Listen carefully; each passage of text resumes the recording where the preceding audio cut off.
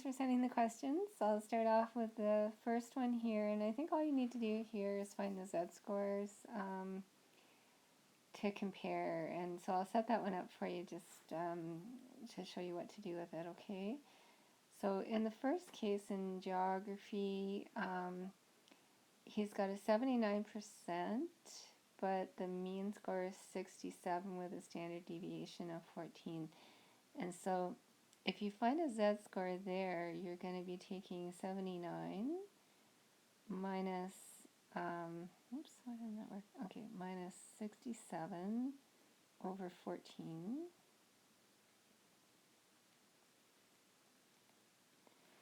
And then for the other one, you're going to need a z-score again. This time, okay, where are we? 65 minus 57, because the mean on the second course was 57, and standard deviation of 6, okay? So when you compare those, we have 12 over 14, and here we have 8 over 6.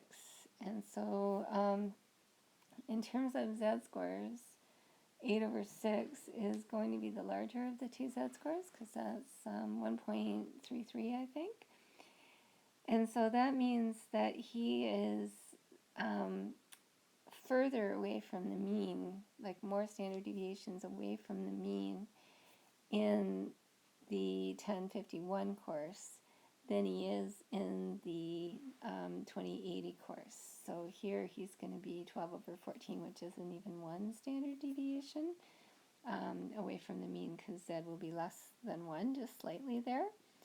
And so in terms of which course did he do better than his classmates, then I would say that he did better than his classmates in this course because he's closer to the mean than in the other course. He's further away from the mean there.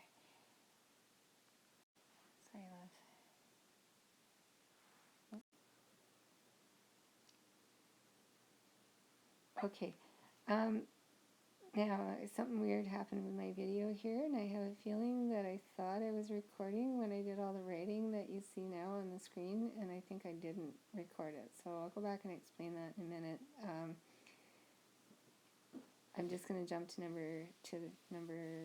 the last one anyway, first, and then I'll go back and look at that other one for you. Okay, so this one with the drinking water, the only thing that you need to do here is if you have your mean consumption, then that's our mu, so that's 33.71.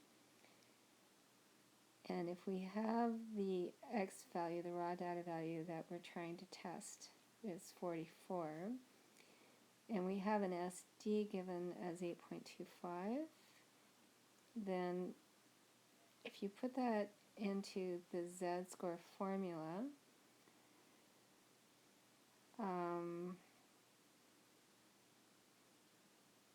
probability that the demand will exceed the capacity of 44 milliliters per day. So the probability to the right. So we find the z-score, and something's not right here. What am I looking at? The mean is 33. Okay, so yeah, we're trying to find the probability of more than 44. So 44 minus the 33.71, sorry, I'm running out of space, and dividing that by the 8.25, and again, in this case, you're going to get the area from your chart is going to just give you the area between the mean and that value. And so if you do 0.5 minus that value, it's going to give you the area that they're actually asking for, which is this yellow tail. And then you'll know the percent chance that you're going to go beyond the 44. So just going back to the previous question, I apologize if this is a little confusing. I thought I was recording, and then when I look at the time, I don't think it was recording. So going back to the one about the tree density, I've got that sketched out for you here. In yellow, answers part A, so that's this one.